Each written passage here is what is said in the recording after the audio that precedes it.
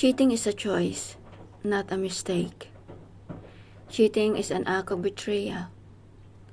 Betrayal is a violation of person's trust. Cheating is a betrayal of trust.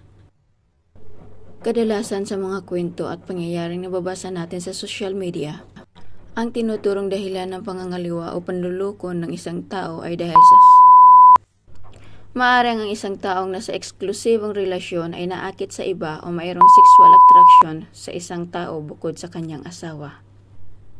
Madalas sabihin na dahil nagkulang ang isa kaya nagawang mga liwa para i-justify ang panlulokong ginawa.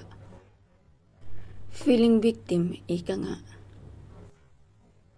Hindi mo maamin sa sarili na sadyang marupok ka lang talaga pagdating sa tukso. Ikaw na ang naloko, ikaw na ang nasaktan, ikaw pa ang may kasalanan.